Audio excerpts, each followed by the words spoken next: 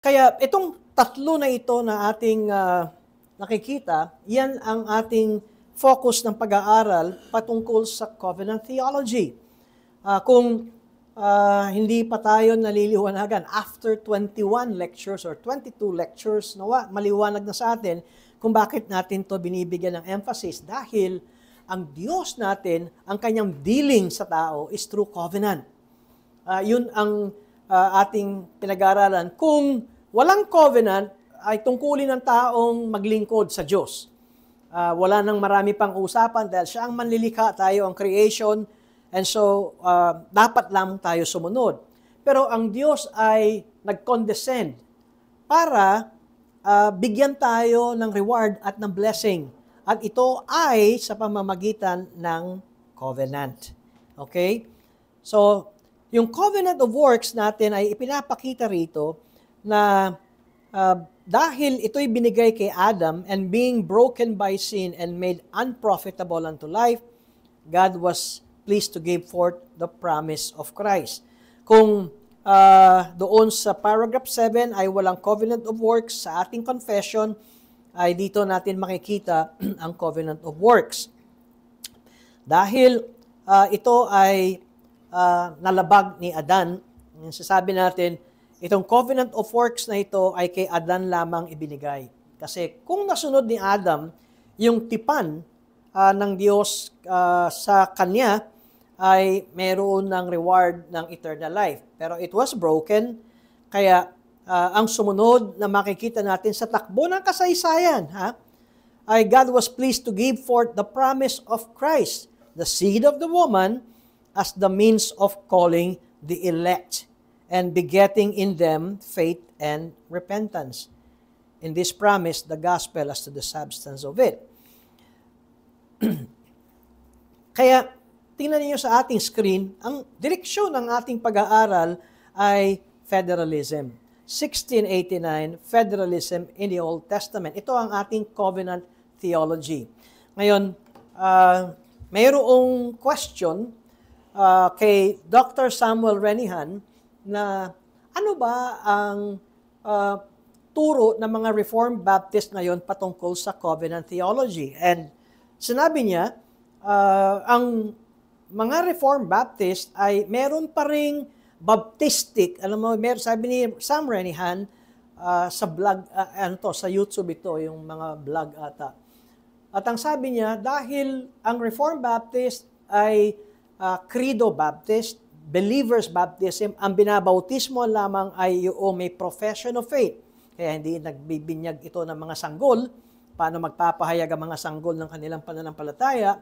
Pero ang sabi niya, pero mayroon pa rin mga Reformed Baptist na ang kanilang covenant theology ay covenant theology ng mga Presbyterian na galing sa teaching ng Westminster Confession of Faith. Ngayon, ang sabi niya sa aking dissertation, at sabi niya, dito naman nagsimula ang totoo, itong federalism na ito, 1689 federalism. Kung meron kayong marinig na ang kanilang covenant theology ay classical, ang kanilang sasabihin, bago lang yan. Ang totoo, sinabi ni Sam Renihan, matagal na yan, hindi lang yan nabigyan ng research at hindi nabigyan ng print at hindi na ipalawak. Pero kung tayo ay Reformed Baptist, ang punto niya ay mayroong mga primary sources. Yung sinabi niya noon nung nasa Singapore kami, yan ay nasa libro ko ng kanyang In the Shadows, no? At sabi niya, kung pinagdududahan nyo pa rin yan, edi pumunta na lang kayo sa library sa UK. Nandoon ang mga primary sources. Dahil nung siya ay nasa doctorate at nagkaroon siya ng pahinga sa kanyang paggawa nito, doon niya nakita ang mga primary sources na ito. Ngayon, ito yung tinatahak natin. Hindi tayo tumatahak, hindi natin sinusunod yung footsteps ng mga Reformed Baptist na mga classical.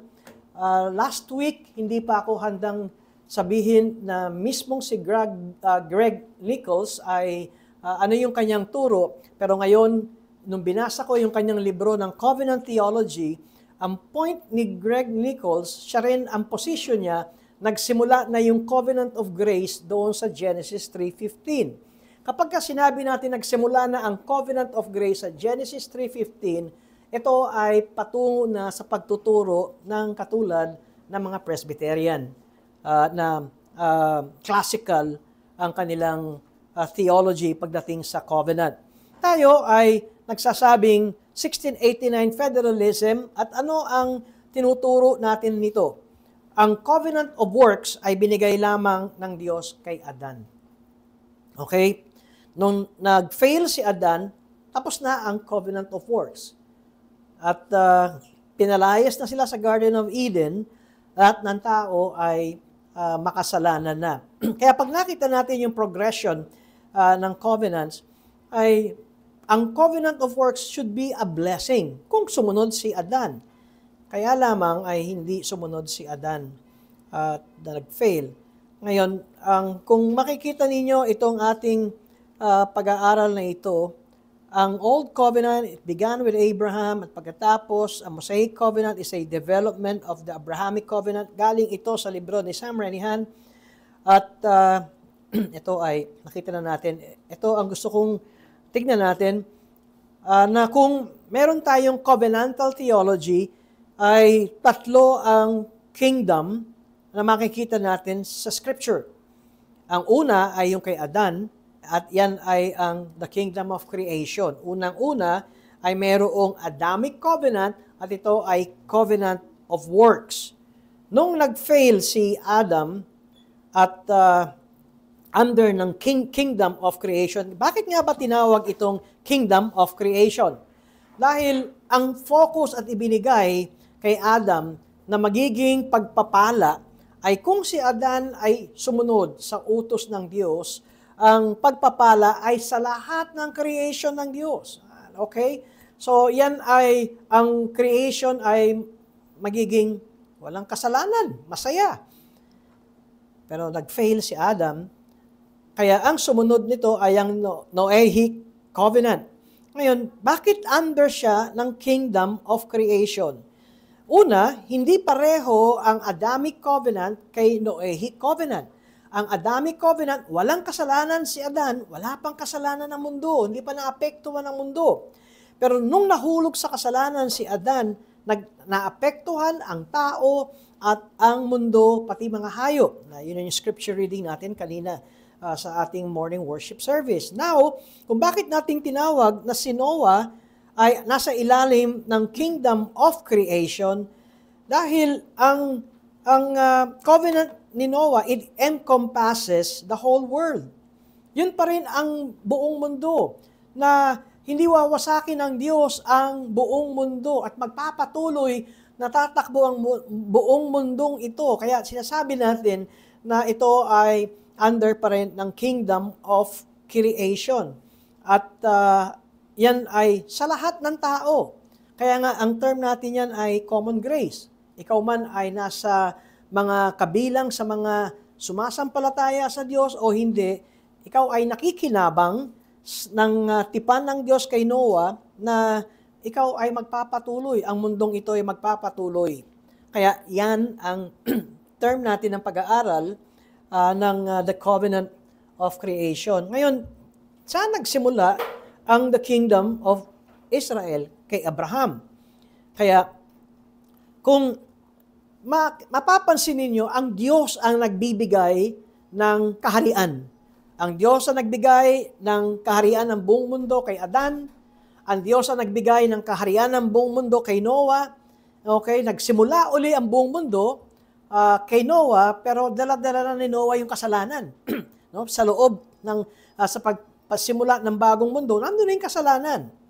Ngayon, itong kingdom of Israel ay ibinigay ng Diyos kay Abraham. And so, in the Abrahamic covenant, God granted a kingdom to Abraham, at dito nagsimula ang kingdom of Israel, ang kaharian ng Israel. At dito sa Abrahamic covenant, ay nag-expand ito ng Mosaic covenant, at pagkatapos hanggang sa ito ay dumating sa Davidic covenant. Ngayon, pagdating sa New Testament, ay ating makikita ang the kingdom of Christ.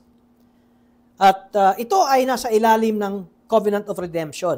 Nakita niyo yung tatlong bilog kanina na yung eternal redemption or covenant of redemption, ayan ay eternal past, yan ay transaction ng Father and Son, yun ay talagang grace. Yun ay talagang masasabi nating covenant na ang gagawin, covenant ng Father and Son, at natapos ito nung si Christ ay nagsabing, it is finished.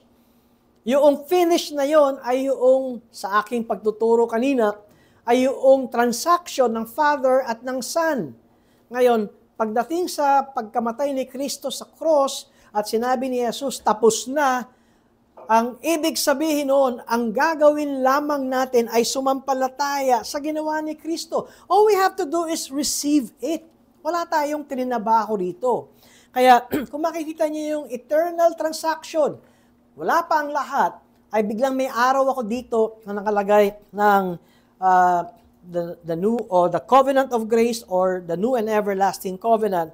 Yun ang tinatawag natin na fulfillment ng eternal transaction between the Father and the Son. Okay, so nakita nyo itong tatlong diagram. Ito ang direksyon ng ating pag-aaral. Kaya't sinasabi natin sa ating pag-aaral, God rules sa pinamumunuan ng Diyos ang mga Israelita. At babalik tayo dito sa Mosaic Covenant. At dito sa Mosaic Covenant na ito, of course, ang pinag-uusapan dito ay ang mga Israelita at ang mga Israelita ay lahi ni Abraham.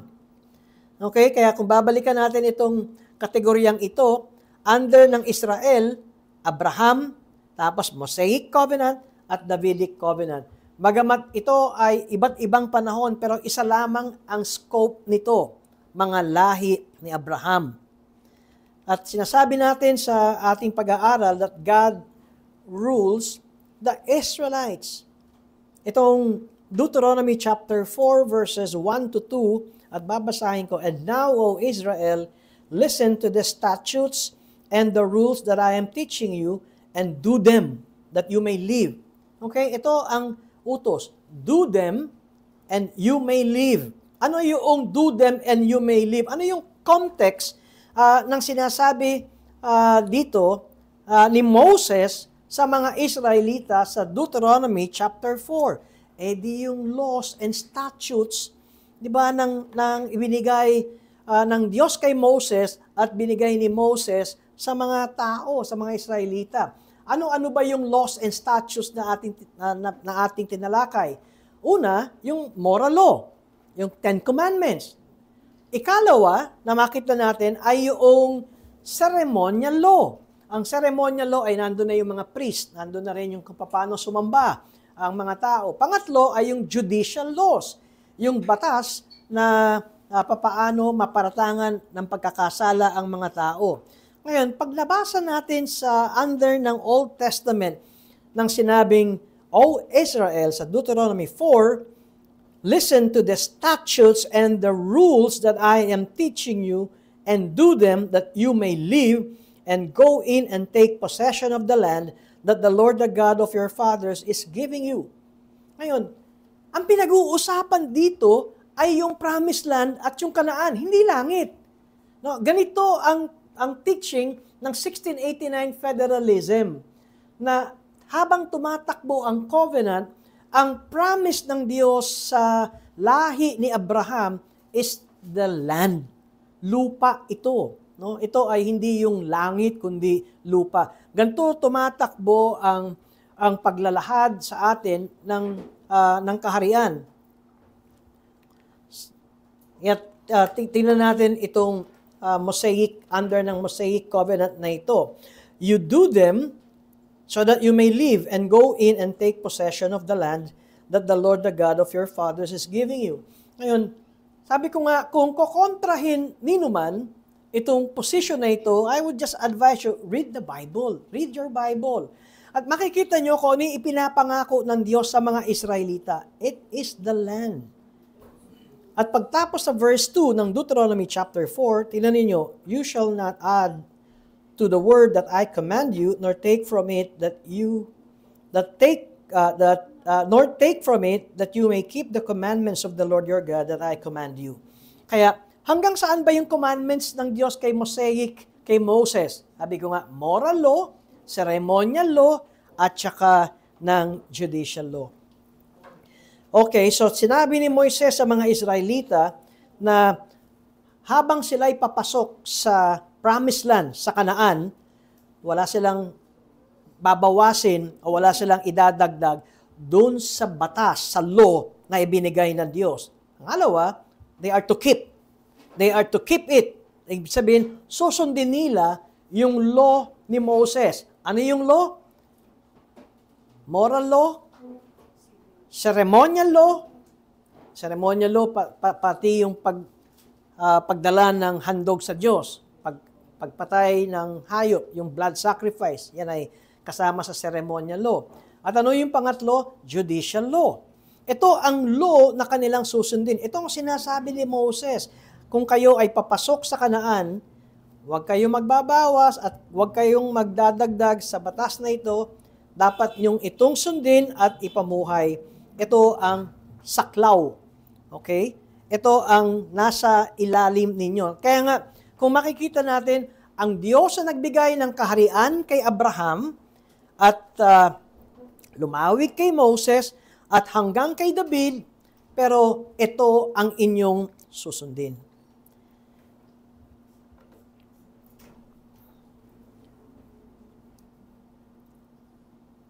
Ngayon, kung makikita natin sa priesthood, sa mga pare, ito ang example na binigay ni Moises on how to regulate the priest. Hindi lamang basta kung ano ang gusto mong gawin kung ikaw ay kabilang sa mga pari sa matandang tipan na nasa ilalim ni Moses. Unang-una, sa ilalim ni Moises, doon sa batas, Mosaic law, ang pagkukuha ng pare ay nasa tribo ni Levi. Hindi kahit sino ang pwedeng maging pare. At ang appointment na sinasabi ni Moses, at yan ay galing sa Diyos. Kaya kita mo, God rules the Israelites, the people o kaya yung lahi ni Abraham, tsaka pati ang mga pare. At si Aaron ay ang pare, at ito ay dahil si Aaron ay galing sa lahi ni Levi. Anong ibig sabihin nito? That Aaron's priesthood derived from a law of bodily descent. Ang pagiging pare ay lahi. Kinakailangan ikaw ay galing sa lahi ni Levi. At kung mababasa natin ito sa Exodus chapter 12 Exodus chapter 40 verses 12 to 16, at babasahin ko sa inyo ito. Dito ay hindi pwedeng mag-imbento kung gusto mo lamang kung sino ang nagnanais na maging pare. Exodus 40, talatang 12 hanggang talatang 16.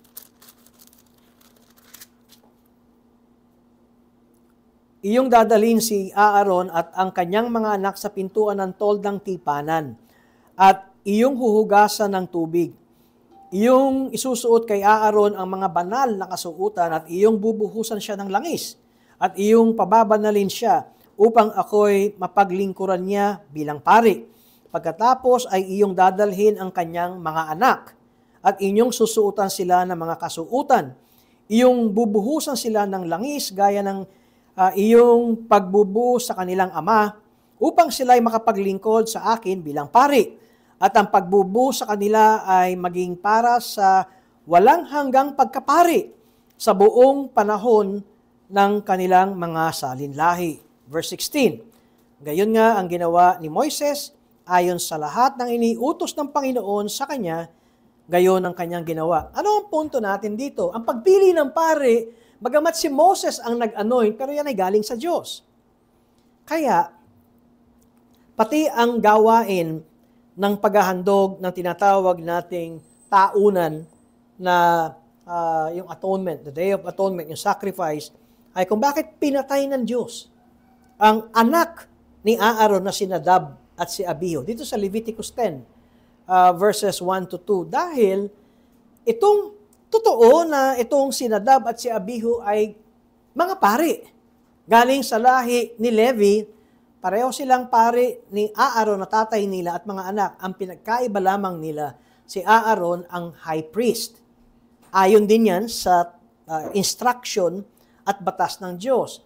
At ayon sa turo ng Diyos at sa batas ng Diyos, ang high priest lamang ang naghahandog sa taunan na atonement, Day of Atonement. Pero nangahas ang dalawang anak na si Nadab at si Abihu. Yan ay isang clear example ng itong si Nadab at Abihu. Bagamat mga pare, they deviated from the law of God concerning priestly work.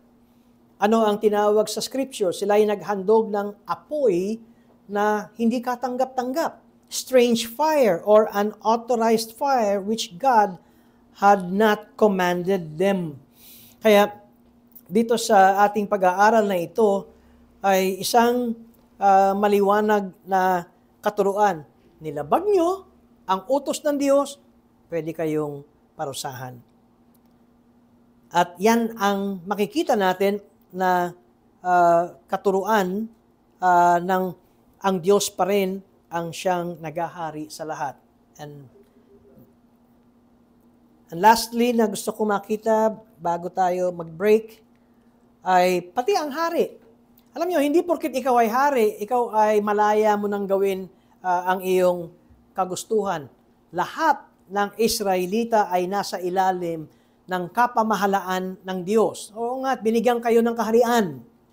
Pero yung kaharian yan ay galing pa rin yan sa Diyos. Ang Diyos ang nagbigay sa inyo ng kapamahalaan.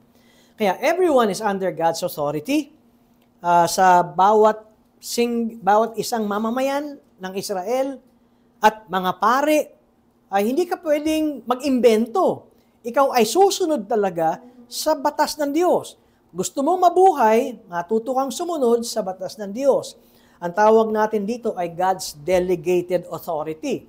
Ang kapamahalaan ay galing sa Diyos at ikaw ay binigyan ng delegation. Ibinigay sa iyo ang dominion, pero tandaan mo na ikaw ay nasa ilalim pa rin ng soberanyang control ng Diyos.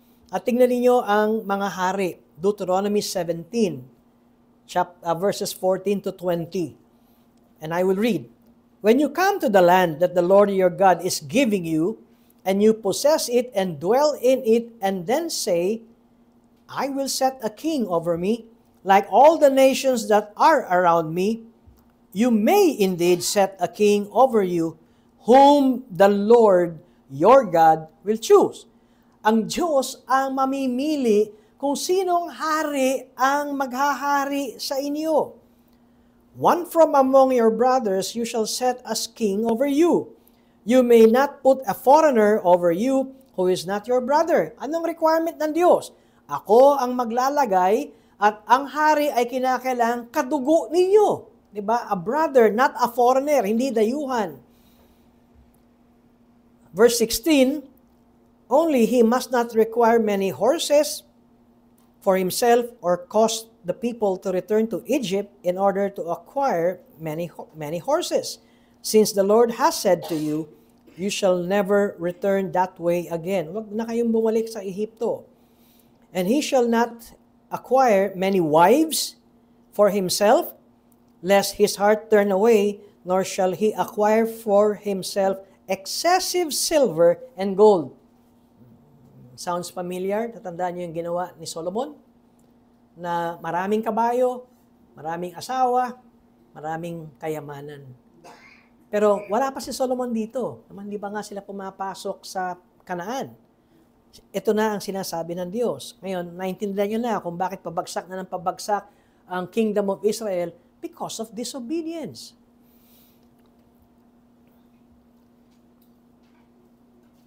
verse 18, "And when he sits on the throne of his kingdom, he shall write for himself in a book a copy of this law, approved by the Levitical priest, and it shall be with him, and he shall read it all the days of his life, that he may learn to fear the Lord his God by keeping all the words of this law and these statutes and doing them." Ang hari ang mismong susulat ng kautusan. Hindi siya mag-uutos ng kanyang mga scribes na sumulat. Siya mismo, ang hari, ang susulat ng kautusan.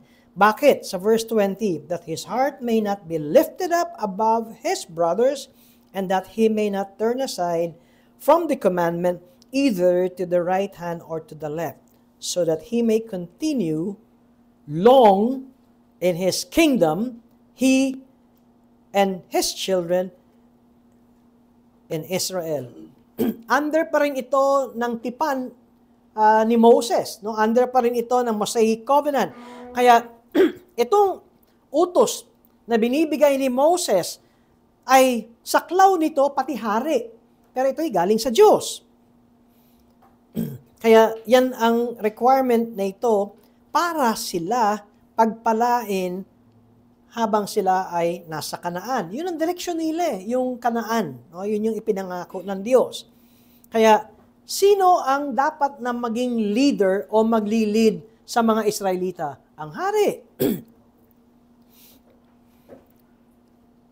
The king is to lead the people in keeping the law. Kaya nga yung kasabihan, "So the king goes," ganun din ang magiging kanyang bayan. At yan ay makikita natin sa Davidic Covenant. At yan ay malaking pagkakaiba sa mga hari ng hindi Israelita. Anong pagkakaiba ng mga ancient kings na hindi saklaw ng Diyos sa Israel? Ang mga ancient kings, mga pagano, sila ang gumagawa ng batas. Di ba alam natin yan? Batas ng hari, hindi pwedeng mabali. Tayo, ang nakikita natin dito ay ang Israel o ang hari ng Israel, kung bakit siya naging hari ay dahil sa batas ng Diyos. At the king must obey the law. At ang paalala dito, kahit meron tayong mga hari ng Israel, ang Diyos pa rin ang hari ng Israel. At ang batas at ang utos at ang kautusan pa rin ng Diyos ang siyang magkokontrol sa lahat ng kaharian. Sa lahat ng mga hari ng Israel. Ngayon, dito muna tayo matatapos. Ang ipinapakita ko sa inyo ay kung bakit merong covenant. Ang covenant ay para pagpalain ang mga tao. At ito ay under na Mosaic para pagpalain ang mga Israelita. Pero para sila pagpalain, kinakailangan silang sumunod. At dito sa pinag-aaralan natin ito, ang reward na ibinibigay ng Diyos sa Israel ay lupa, Kanaan. Para sila magkaroon ng mapayapang pamumuhay, maunlad na pamumuhay habang sila ay nasa Kanaan, isa lamang ang kanilang gagawin, sundin ang kautusan ng Diyos. Alam niyo ba, extended application siguro, pag nakita natin, bagamat sabi ko nakakalungkot kasi marami akong preacher na naririnig na sinasabi nila ang Mosaic Covenant is a covenant of grace. I beg to differ. Alam niyo bakit? Saan sa scripture yun? Kasi pag sinabi mo ang Mosaic Covenant ay covenant of grace, ang ibig sabihin wala kang gagawin. Ang ibig sabihin, tatanggapin mo lamang ang ginawa ng Diyos para sa iyo. Pero, nakita ba ninyo na may kailangang gawin ang mga Israelita? Ngayon, doon sa mga nagtuturo ng Mosaic Covenant is a covenant of grace, ipakita sa Scripture na ito ay covenant of grace. Katunayan, mas masasabi ko pa nga, ang Mosaic Covenant is more on a covenant of works. Di ba? Kasi, kinakailangan nilang sundin ang kautusan ng ibinigay ni Moses sa kanila, pero ito ay galing sa Diyos para sila pagpalain sa Kanaan. Kaya I beg to differ doon sa nagtuturo na ang Mosaic Covenant is a covenant of grace. It is more on do this and you will live happily sa Promised Land. Question? Short question kung meron? Wala. Salamat. So, ibaon niyo muna sa isipan na ang tipan kay Moises ay not a covenant of grace. And ito ang isang turo ng classical covenant theology na ang Mosaic covenant is a covenant of grace.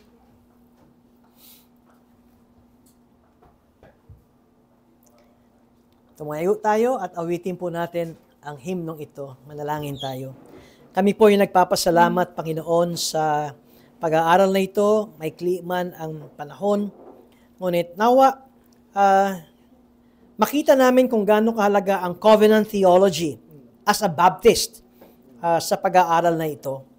At matuto rin kami, Panginoon, na wag lamang sumunod sa agos ng katuruan na hindi po namin talaga tinignan sa Biblia ang mga katuruan ito. Masanay kami na bago kami mag-formulate ng aming theology, ay masasabi namin na talagang ito nga ang tinatayuan ng inyong salita. Na hindi lamang na dahil magagaling ang mga ngaral at ginagalang, ay tatanggapin na namin basta-basta ang kanilang mga turo nang wala kaming pag-iimbestiga o mismong kusa kami mismo ang bumalik sa mga pangyayaring ito at makita namin kung ano ang laman at sakop at loob nitong mga covenant na ito. At kami ay nagpapasakop sa inyong salita and we humbly pray na sa pag-aaral namin ito, gabayan kami ng Espiritu Santo upang talagang matuntun namin kung ano ang katuruang tama mula sa inyong salita. Sa ngalan ni Jesus. Amen. Awitin natin.